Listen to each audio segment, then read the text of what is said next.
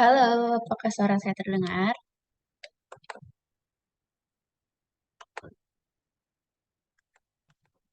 Sudah terdengar, Kak. Oke.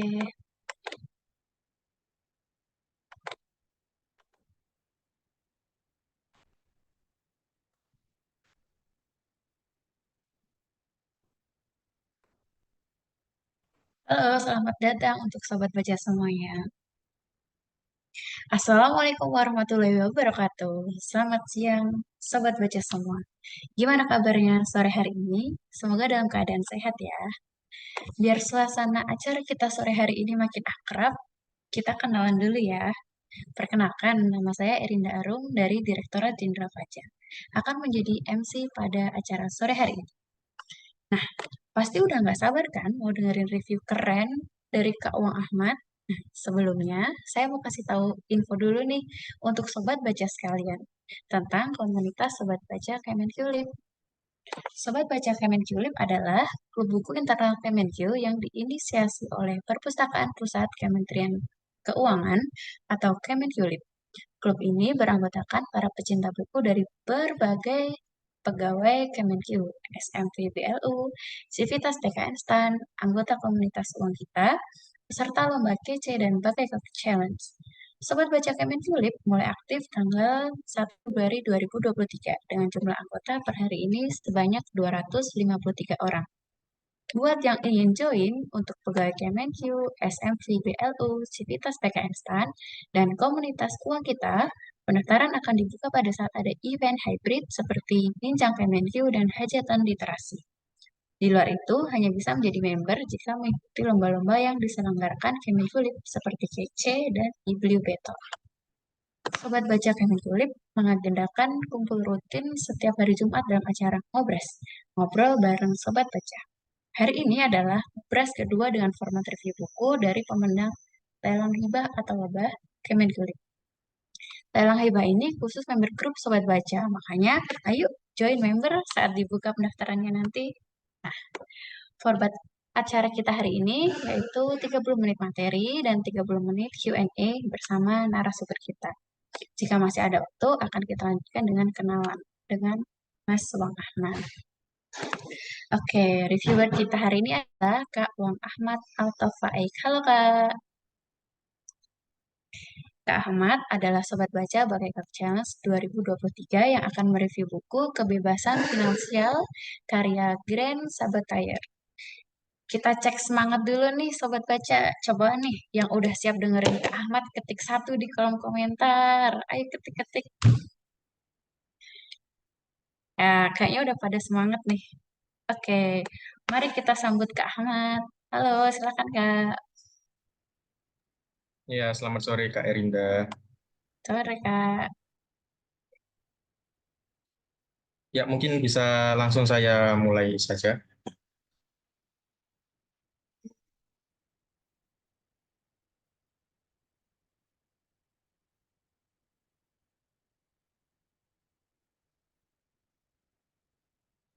Apakah sudah terlihat, Kak? Terlihat Kak. Baik, Assalamualaikum warahmatullahi wabarakatuh. Selamat sore, teman-teman Sobat Baca, Kemenkyu. Perkenalkan, saya Wang Ahmad, dan hari ini saya diberikan kesempatan untuk mereview buku dari Kebebasan Finansial, karya Grand Sabatier. Nah, untuk profil bukunya, ini merupakan buku terjemahan dari buku originalnya yang berjudul Financial Freedom, eh, dan jumlah halamannya itu 432 halaman dan diterbitkan oleh PT Gramedia Pustaka, dan harga bukunya 148.000. Dan tenang saja, buku ini juga tersedia di e-perpus kesayangan kita. Nah, siapa sih Grand Sabatier? Pada 2010, Grand Sabatir yang berusia 24 tahun hanya memiliki 1,26 di rekening banknya. 5 tahun kemudian, dia memiliki kekayaan bersih lebih dari 1,25 juta dolar. Dan pada di usia 30 tahun, dia telah mencapai kebebasan finansial. Dalam proses mencapainya, mencapai kebebasan finansial, dia mendapati bahwa sebagian besar nasihat yang ada tentang uang, bekerja, dan pensiun, entah tidak tepat, tidak lengkap, atau sudah usang. Nah, oleh karena itu, beliau ini ingin membagikan pengalamannya untuk mencapai kebebasan finansial. Karen Sabatier sendiri eh, mengatakan bahwa seharusnya tidak ada orang yang menghabiskan tahun-tahun berharganya dengan melakukan pekerjaan yang tidak mereka sukai atau mengkhawatirkan cara memenuhi kebutuhan. Buku ini bukan hanya nasihat untuk mencapai kebebasan finansial, tetapi juga peta jalan yang sudah teruji untuk menjalani hidup dengan cara sendiri secepat mungkin.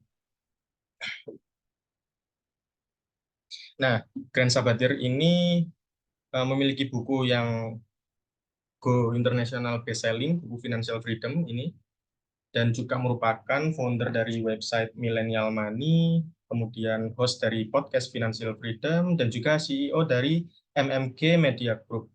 Jadi Media Group ini bekerja di sektor pembuatan website untuk sektor keuangan.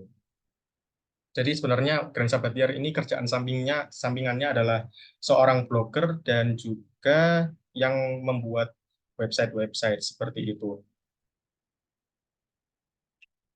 Nah, menurut Grand Sabatier sendiri, ada beberapa level untuk mencapai kebebasan finansial. Yang pertama ada kejelasan, yang kedua ada mandiri, kemudian ruang bernafas, stabilitas, fleksibilitas, kemandirian finansial, dan kehidupan berlimpah. Untuk kejelasan, pada level kejelasan yang awal ini, maksudnya adalah Anda mengetahui di mana Anda dan kemana Anda akan pergi. Setidaknya orang-orang yang ada di level ini memiliki awareness, kesadaran tentang keuangan. Jadi kalau teman-teman Sobat Baca sudah memiliki kesadaran bahwa uang ini itu akan digunakan apa-apa, untuk kedepannya mau bagaimana, itu berarti Anda sudah pada level kejelasan. Yang kedua adalah level mandiri. Maksudnya adalah Anda menghasilkan cukup uang dari gaji untuk menutup biaya hidup sendiri atau biaya hidup keluarga dalam memenuhi kebutuhan sehari-hari dalam sebulan itu. Dan yang ketiga adalah ruang bernafas. Di level ini maksudnya adalah ketika Anda melepaskan diri dari kehidupan yang bergantung pada gaji, Anda itu memiliki gaji yang merupakan 3 sampai 5 kali pengeluaran Anda. Kemudian yang keempat, stabilitas maksudnya adalah Anda bisa menabung biaya hidup Anda selama 6 bulan dan bebas hutang. Jadi kata kuncinya di level stabilitas ini adalah tidak memiliki hutang dan Anda memiliki tabungan selama 6 bulan. Kemudian yang level selanjutnya adalah level fleksibilitas, maksudnya adalah Anda bisa menginvestasikan biaya hidup Anda selama sekurang-kurangnya 2 tahun. Jadi meskipun Anda sudah tidak bekerja, tetapi Anda masih mempunyai investasi yang nilainya itu kira-kira Anda bisa hidup selama 2 tahun menggunakan investasi itu tadi. Dan yang keenam adalah kemandirian finansial. Jadi kemandirian finansial itu adalah ketika Anda bisa hidup dari penghasilan yang dihasilkan oleh investasi Anda selamanya. Sehingga bekerja itu merupakan sebuah opsi lain, sebuah pilihan, bahkan hanya sekedar hiburan atau hobi. Jadi meskipun Anda tidak bekerja, Anda itu menghasilkan penghasilan dari investasi yang Anda telah tabung terdahulu. Jadi meskipun Anda tidak bekerja, boleh saja sih bekerja, tetapi itu mungkin jadi hobi saja, bukan sebagai penghasilan. Karena meskipun Anda kerja atau tidak kerja, itu kebutuhan Anda itu sudah tercukupi dari investasi Anda. Grand Sabatier itu mendefinisikan kebebasan finansial itu pada level 6 ini, kemandirian finansial, di mana Anda hanya hidup dari penghasilan investasi Anda tanpa bekerja. Kemudian yang level terakhir adalah kehidupan berlimpah. Maksudnya adalah ketika Anda mempunyai lebih banyak uang daripada yang Anda butuhkan. Nah, ini udah level yang di atasnya kemandirian finansial tadi.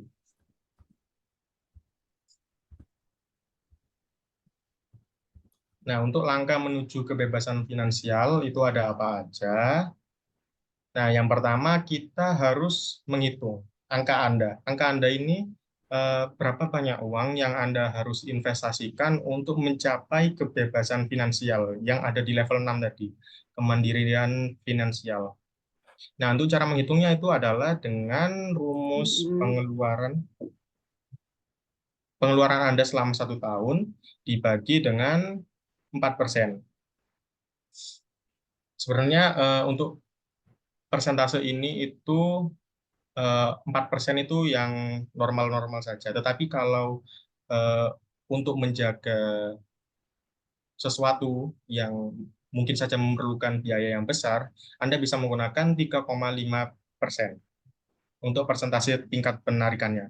Oke, di sini adalah ada sebuah kasus, misalnya seseorang mengeluarkan 5 juta per bulan. Pengeluarannya dalam 1 bulan ada 5 juta. Maka dalam 1 tahun, berarti 5 juta dikali 12, itu hasilnya 60 juta per tahun. Berarti pengeluaran seseorang ini adalah 60 juta per tahun. Kemudian dibagi dengan 4%, atau bisa langsung 60 juta dikali 25, karena 4% itu sama dengan 1/25. Jadi total uang yang kita dapatkan adalah 1,5 miliar. Jadi untuk mencapai kemandirian finansial, kita membutuhkan uang 1,5 miliar jika pengeluaran kita dalam sebulan adalah 5 juta.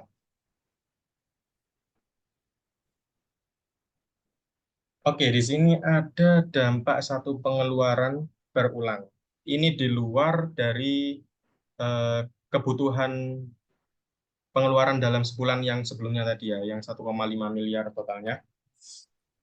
Jadi misalnya Anda ini ada pengeluaran tambahan kayak mungkin beli jajan atau apa, itu di dalam sebulan dan pasti sebulan itu keluarnya segitu, kita akan menghitung seberapa banyak sih dampak pengeluaran itu.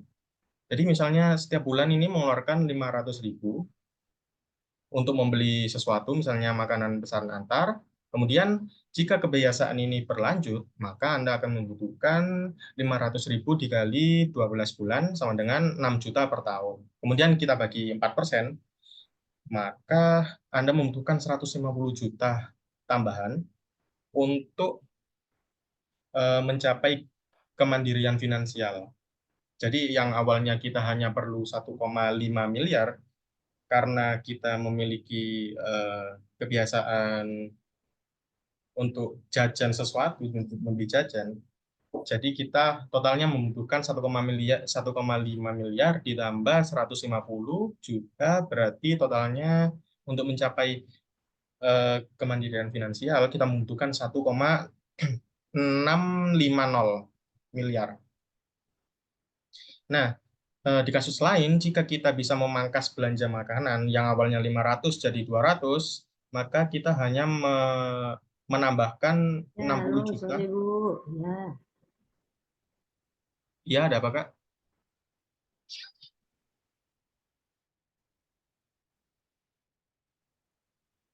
oh langsung ke Pak Tulus ya. Pak Umum. Tulus atau Tulus? Kak Tulus, Tulus Erinda, ya. Pak apakah suara saya terdengar? Oke. Terdengar Kak, lanjut Terima Kak. kasih ya Bu ya. Oke. Oh, baik. Jadi kita lebih hemat 90 juta ekstra tambahan untuk mencapai kemandirian finansial.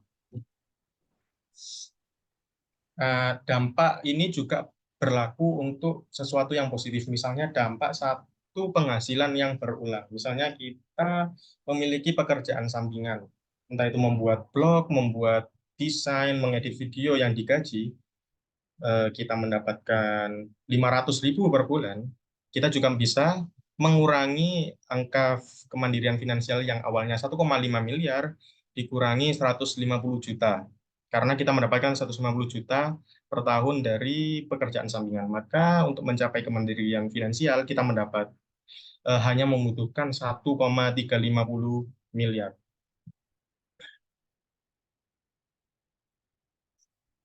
Nah, di sini ada apa yang kita lakukan, apa yang perlu kita lakukan. Di sini adalah yang pertama meningkatkan penghasilan. Jadi meningkatkan penghasilan itu kita tidak hanya bergantung dari pekerjaan purna waktu, pekerjaan utama kita yang mengandalkan gaji, kita juga harus mencari peluang usaha apa yang sesuai dengan minat dan bakat kita di pekerjaan sampingan. Seperti yang sudah saya sebutkan tadi, untuk mempercepat kita pensiun dini tadi. Yang kedua adalah mengendalikan pengeluaran. Kita menyadari bahwa pengeluaran sekecil apapun jika diakumulasikan secara banyak, itu akan menumpuk uangnya. Kemudian meningkatkan tabungan. Jadi semakin banyak uang yang kita tabung, maka semakin cepat kita mencapai kemandirian finansial. Dan yang terakhir adalah investasi. Investasi ini tentu saja kita membutuhkan uang, mungkin dari tabungan tadi, untuk diinvestasikan. Investasi kan banyak bentuknya, bisa dari emas, bisa dari saham, obligasi, kemudian mungkin bisnis real estate, eh, ya dan banyak lagi.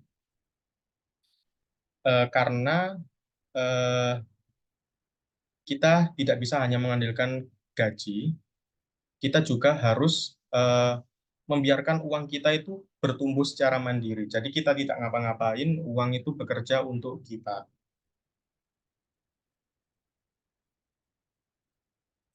Nah, misalnya eh, ini untuk menghambat kita dalam mengeluarkan secara beruntun.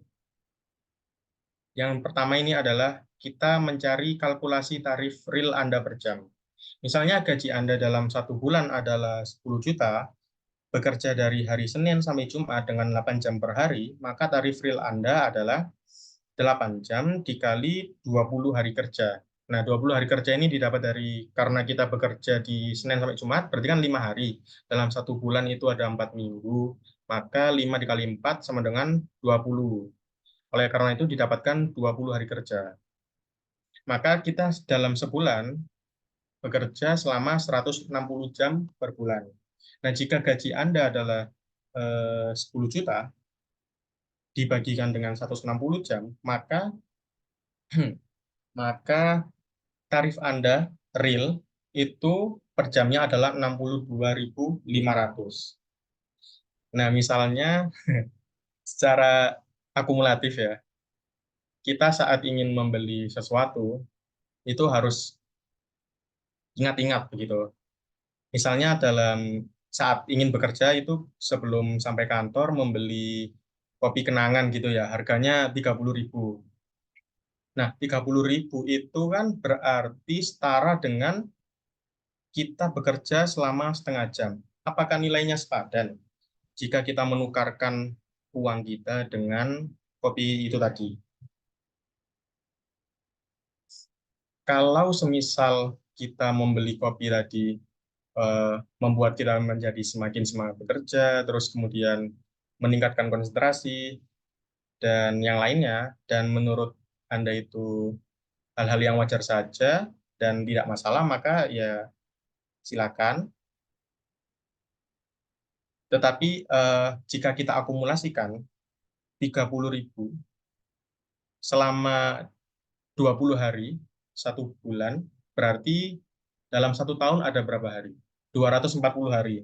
240 hari dikali 30.000, maka hasilnya adalah 7.200.000 per tahun untuk sebuah kopi. Ya, tentu saja ini nggak setiap hari kan beli kopi. Jadi mungkin eh, pengeluaran Anda kurang dari 7.200.000 tadi.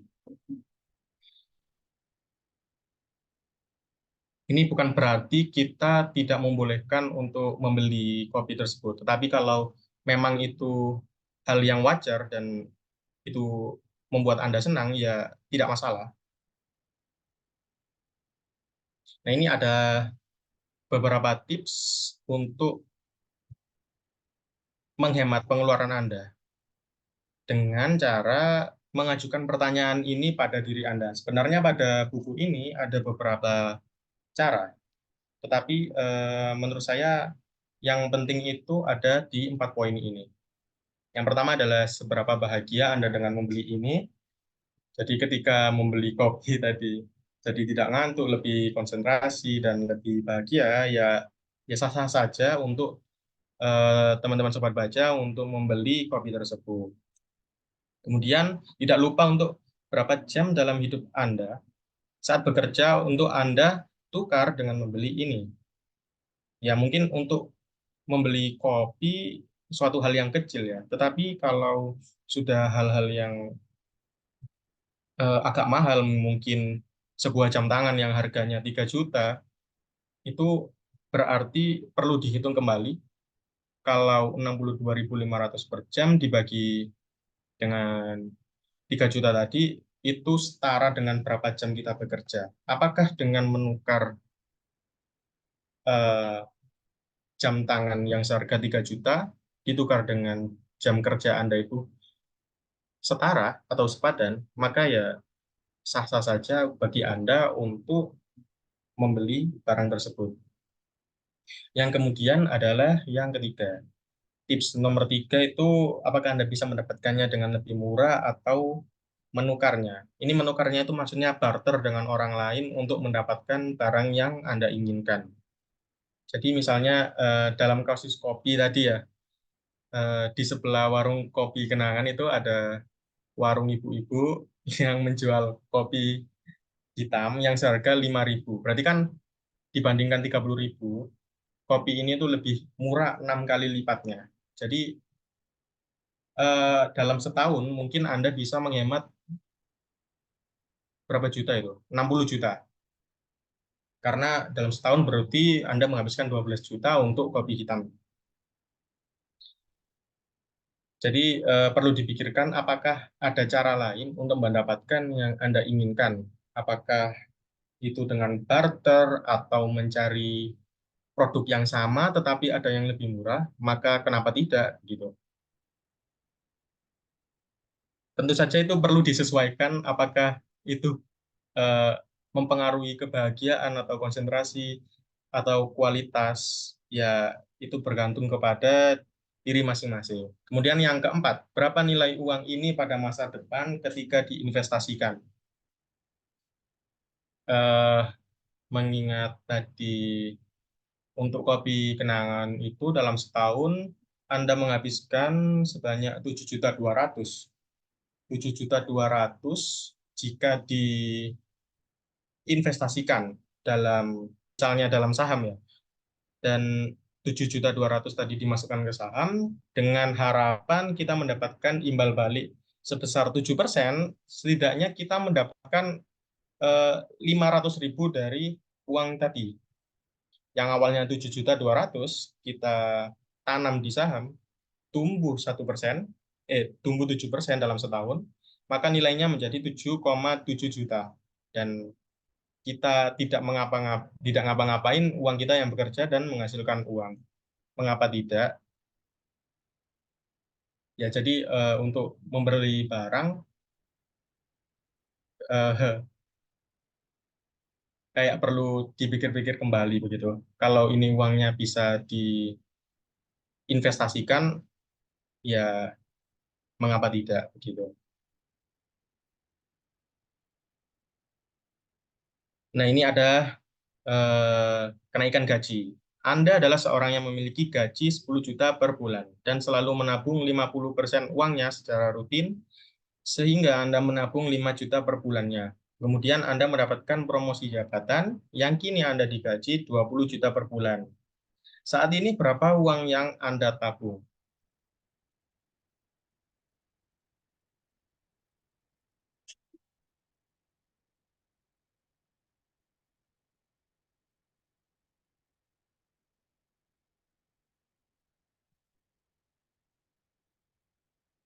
Kira-kira berapa ya? Mungkin bisa ditulis di kolom chat. 15 juta.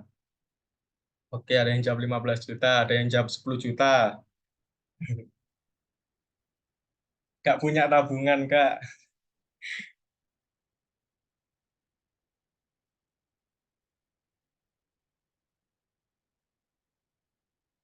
15 juta, 5 juta. Oke, oke.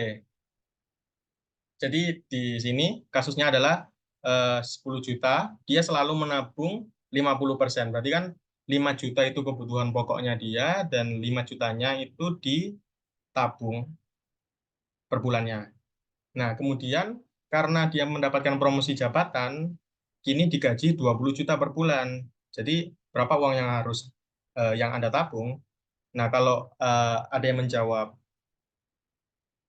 10 juta, kan kan benar, Kak. Itu uang yang selalu ditabung 50% dari gajinya. Berarti kan uang yang harus ditabung itu 10 juta. Nah, itu di sini di dalam buku ini ada yang dinamakan dengan inflasi gaya hidup.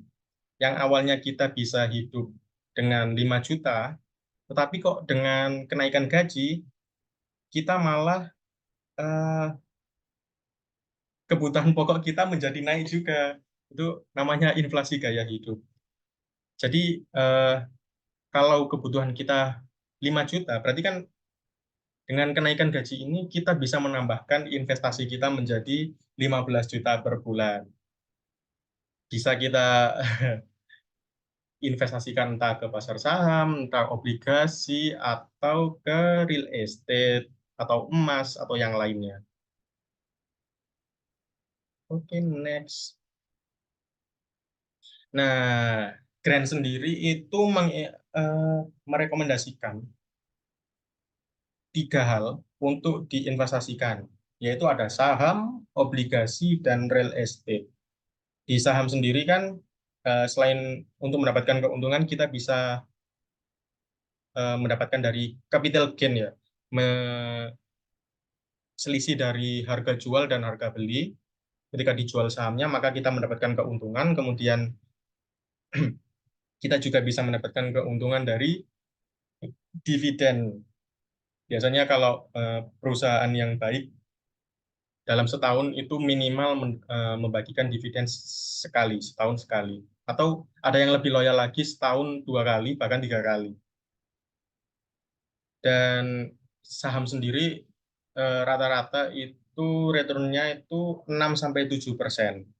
Kemudian di sini ada juga, oh ya, saham sendiri itu keuntungannya memang besar, tetapi lebih beresiko daripada obligasi. Oleh karena itu, diperlukan eh, pemahaman yang lebih lanjut untuk memahami saham, kemudian identifikasi fundamental dari saham yang akan kita beli, dan lain-lain. Jadi, kita tidak bisa langsung sembarangan untuk membeli saham, tapi kita harus belajar terlebih dahulu. Kemudian di sini ada obligasi. Obligasi ini keuntungannya itu lebih kecil daripada saham, tetapi resikonya itu lebih rendah daripada saham. Jadi ini merupakan opsional lain untuk investasi. Kemudian di sini ada real estate. Nah, karena Grant sendiri itu tinggalnya di Amerika, di sana itu ada yang namanya house hacking. Jadi seseorang itu diizinkan untuk tinggal di rumah seseorang karena rumah tersebut itu kosong dan tidak dihuni. Jadi orang tersebut itu kayak disuruh nempati supaya eh, ada penghuninya, bangunannya tidak rusak, kemudian terlihat rapi karena tidak ada tanaman liar, dan pokoknya orang ini tuh dibayar, bahkan bisa dibayar dan mendapatkan tempat tinggal gratis di Amerika ini. Tetapi kalau di sini mungkin mungkin ada ya kalau teman sendiri meminjamkan rumahnya karena rumahnya nganggur tidak ditempati, diberizinkan untuk menempati rumah rumah itu. Jadi kita tidak memerlukan dana. untuk membeli rumah. Nah, ini ada gambar dari buku ini yang menggambarkan, aduh,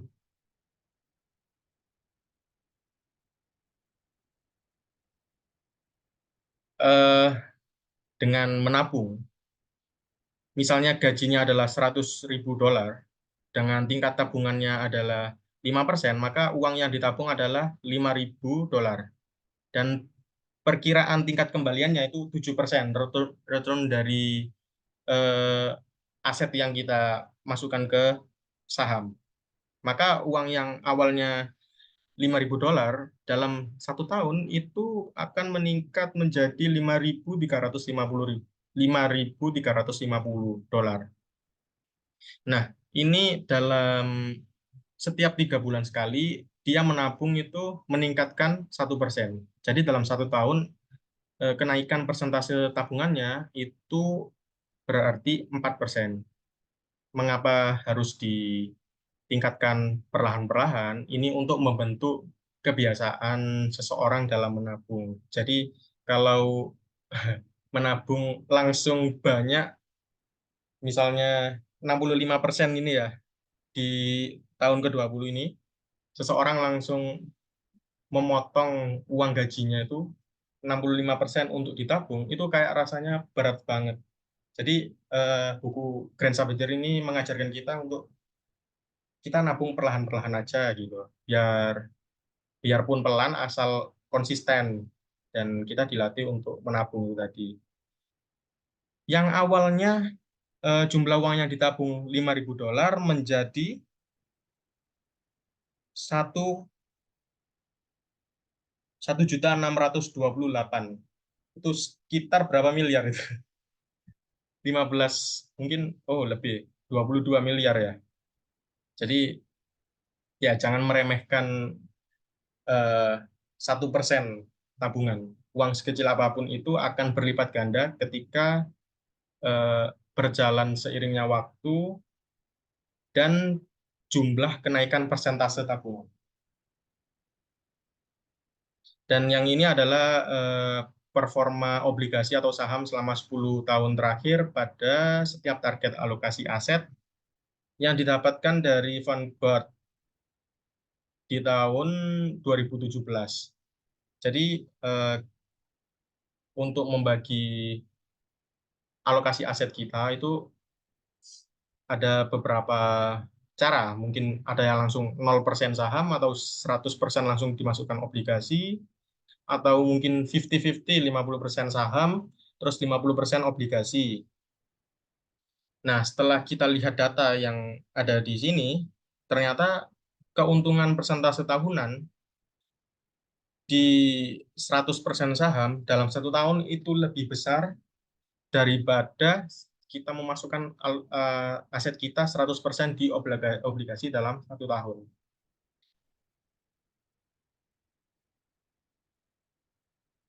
Tetapi perlu diingat karena obligasi itu resikonya sangat tidak tidak sebesar saham, jadi eh, ini hanya dihitung mengenai keuntungan saja tanpa menghitung eh, kerugiannya.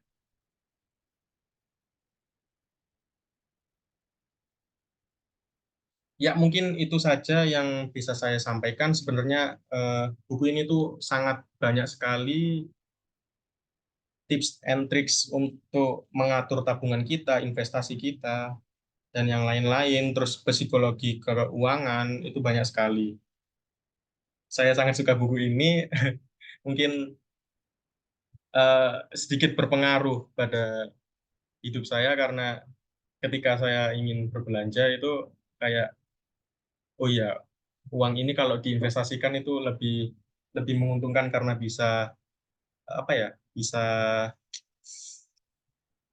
bisa bertumbuh uangnya kalau kita investasikan di saham. Tapi bukan berarti kita harus pelit kepada diri sendiri kita ya. Mungkin bolehlah kita sekali-kali untuk beli kesenangan kita dan yang lain-lain, asalkan itu membuat kita bahagia, meningkatkan apapun itu yang telah kita bahas sebelumnya.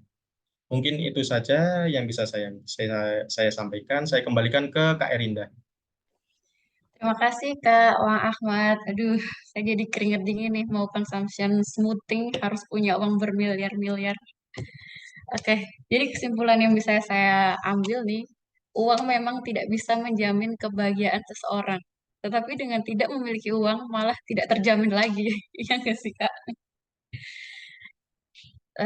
Sobat baca sekalian, kalau ada pertanyaan atau tanggapan bisa raise hand atau ketik di kolom komentar ya. Kak Ahmad, saya jadi ingat nih salah satu istilah latte factor. Nah, istilah ini kan mengacu pada berbagai pengeluaran kecil tuh ya, yang sifatnya rutin sehingga dampaknya tuh cukup besar bagi keuangan pribadi.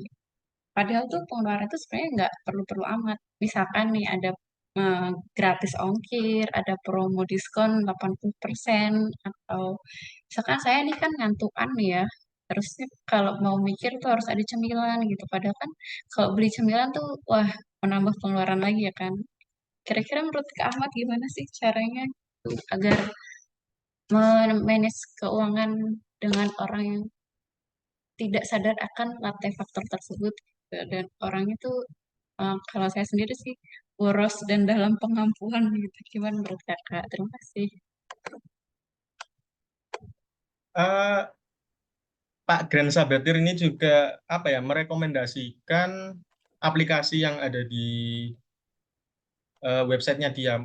Mungkin kita bisa juga mendownload aplikasinya di Play Store.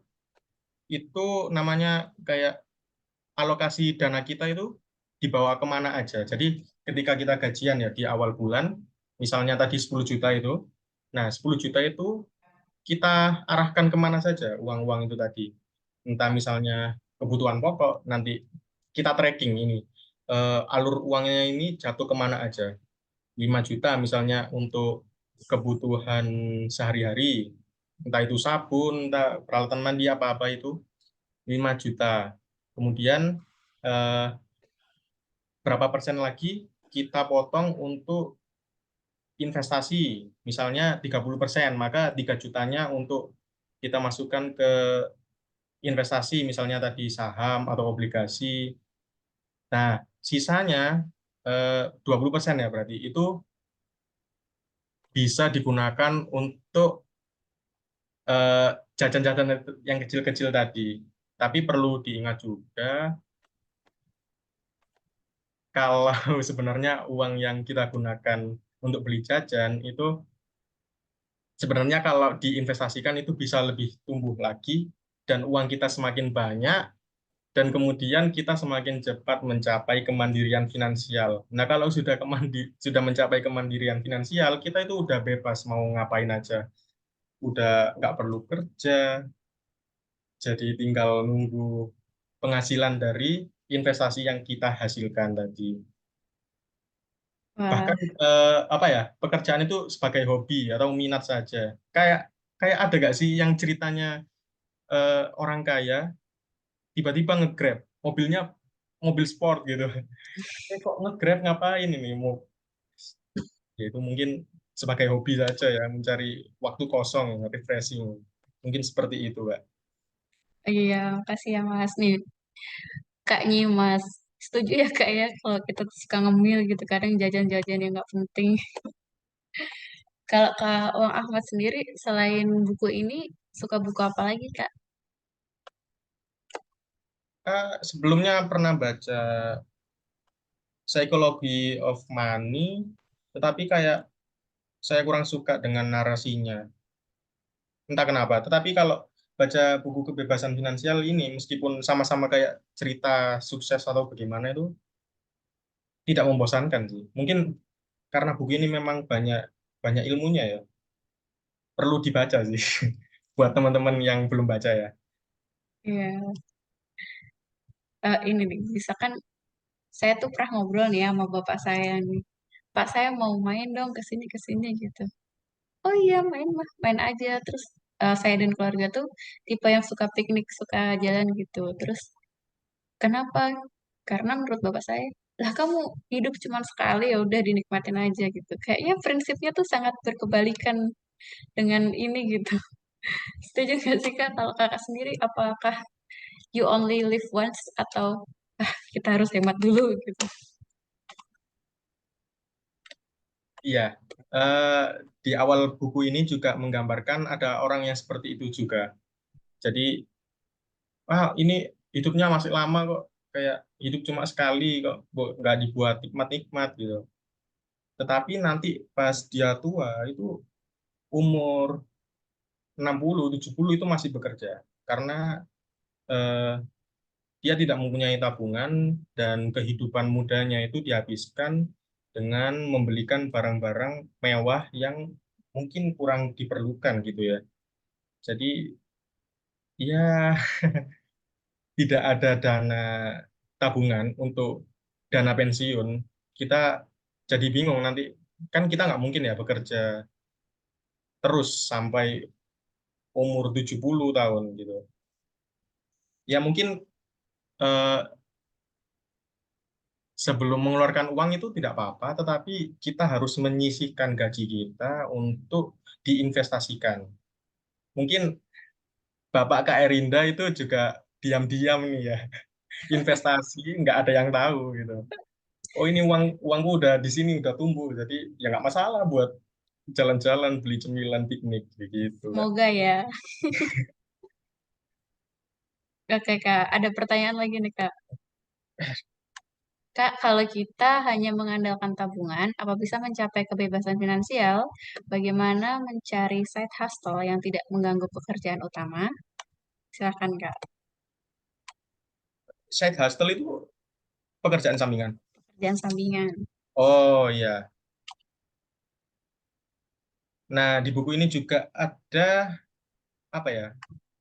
Mencari-cari celah untuk kapan sih kita itu tidak bekerja. Misalnya kita bekerja pukul jam 9 sampai jam 5 sore. Nah, di antara itu kan ada celah-celah kosong. Mungkin di pagi hari setelah kita bangun tidur, kita bisa menyusun menyusun minat dan keahlian kita. Nah, kita menghubungkan dari minat kita ini dan keahlian kita ini apakah berpotensi untuk mencari peluang usaha. Misalnya kita minatnya itu berenang dan kita keahliannya itu mengajari seseorang. Nah, mungkin dengan menggabungkan minat dan keahlian itu kita bisa mengajarkan ilmu kita untuk membuka les-lesan berenang dan jadwalnya ya disesuaikan dengan eh, jam kosong itu tadi, mungkin di pagi hari atau di weekend begitu. Oke Kak, terima kasih. Ada lagi nih dari Kak Arisandi Joan. Pernah minjem buku ini juga. Katanya istilahnya susah nih. Terus ada saran buku-buku investasi dan pengelolaan keuangan pribadi yang lebih mudah dicerna kayak Psychology of Money, Just Keep Buying, Invested, and I Will Teach You to Be Rich. Oke Kak, terima kasih sarannya. Kalau Kak Wang Ahmad sendiri rencananya tahun ini tuh mau baca buku apa lagi Kak? Mungkin buku anu ya, apa nih? Masih hmm, buku Dansari. Oh, nggak kelihatan ya. Nah apa itu Kak? Memilah dan menata barang serta hal-hal penting dalam hidup. Nampak Wow, nampaknya kamar saya berantakan, jadi perlu baca buku ini. kalau buku favorit dari masa kecil sampai sekarang apa tuh Kak? Kalau boleh tahu. Buku masa kecil ya, saya mengenal buku ini 2 tahun yang lalu. Itu pun novel ya, jadi bukan buku non fiksi. Itu novel kayak thriller gitu.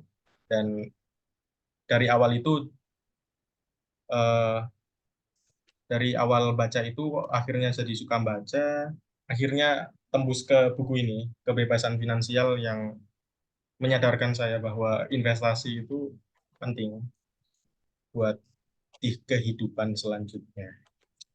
Ya betul banget. Ada tanggapan dari Kak Nyimas nih. Ada tawaran side hustle. Nah, siapa tahu dari teman-teman komunitas bisa jadi saudara nih ya.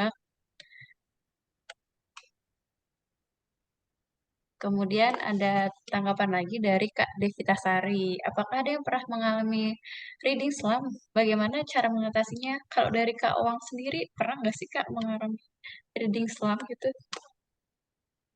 Wah, ini ini anu sih, sering sih ya reading Islam itu karena ya nggak ada motivasi buat baca.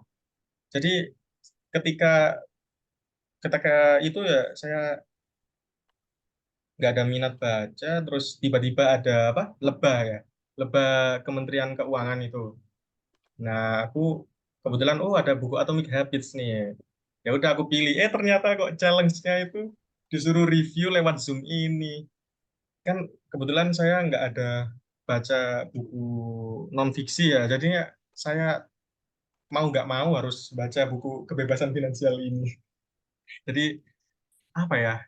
Kalau ada reading slam mungkin kita harus menantang diri kita sendiri. Mungkin bisa ikut challenge kayak gini, jadi kita terpacu untuk membaca. Meskipun kita sebenarnya tidak mau, ya ada motivasi buat itu. Mungkin kita juga bisa join komunitas baca buku. Rasanya ada gak di Surabaya ini ada namanya Surabaya Book Party itu setiap hari Minggu pagi itu ada acara-acara komunitas baca buku, review bareng, terus sharing-sharing mengenai buku yang telah dibaca. Itu seru sih. Jadi kita merasa tidak sendirian di sini. Karena stigmanya kan orang baca buku itu kayak orang-orang antisosial. Apalagi kayak apa sih orang ini kok kemana-mana bawa buku kayak kayak apa gitu. Jadi kan kayak merasa nggak enak gitu buat baca. Tetapi kalau ada komunitas, jadi kita termotivasi untuk buat baca, baca dan baca. Betul. Oke, terima kasih Kak Wang. Kalau strategi Kak Wang Ahmad sendiri dalam menyebarkan virus membaca nih buat keluarga, teman, atau orang sekitar, gimana sih Kak caranya gitu? Virus membaca ya.